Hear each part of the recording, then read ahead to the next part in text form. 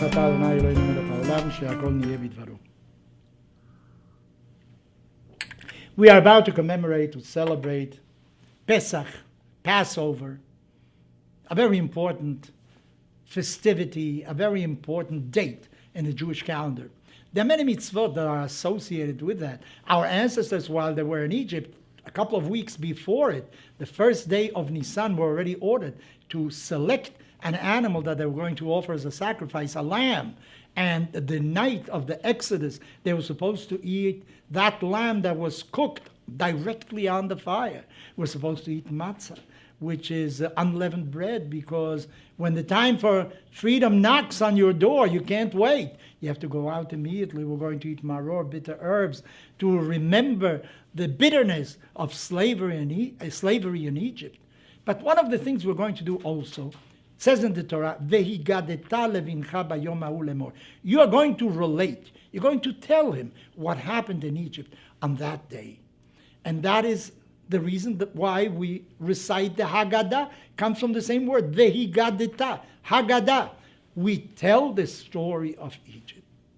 My teacher, Rabbi Soloveitchik, he says the following. With regard to the story of Purim, there is Esther. What is Esther? He says it's sometimes called a Igeret, sometimes it's called a letter, and sometimes it's called a Sefer, a book, the book of Esther.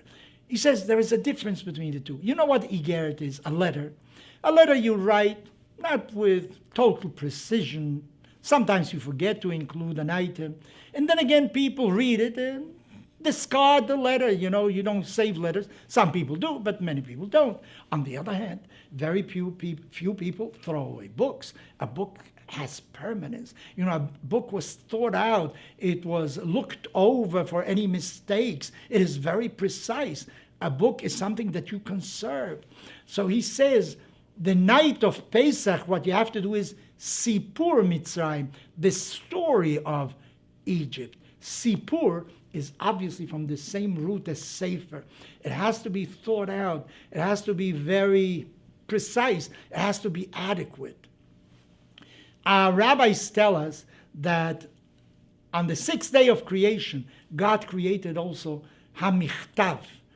You know, the ability to write was also created at the last moment, because writing is very important. And you see the word sofer, the scribe, is the same root as the word sefer, which means a book.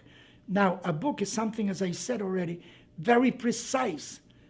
But it's not only a question of reading, of telling. What you have to do that night is inscribe in the hearts and the minds of your children. The father has to be a sofer. He has to be writing that night. And the children have to become a sefer. They have to become a book. In other words, it isn't just a transmission that can be forgotten afterwards. No, you have to make sure that it goes deep into the heart of the person. That is the meaning of the Haggadah, because the message is very important. The message is freedom. Freedom is one of the bases of human nature. Without it, we cannot develop. We cannot exist. And that is the message of Pesach. You know that those that came to the United States, the pilgrims, thought of themselves while they were crossing the Atlantic Sea that they were crossing the Red Sea. They were running away from persecution into freedom, just like the ancient Hebrews were doing. They ran away from persecution, from slavery, and went into freedom. So that is really the meaning of it. Maybe that is why our rabbis say, Chayav Adam lirot et atzmo ke'ilu hu yatsa miMitzrayim. A person has to think of himself as if he is going out of Egypt. You know, it isn't a story that happened centuries ago. Its theme is valid today. You have to place yourself there. This Rabbi Soloveitchik says the Torah is a sefer.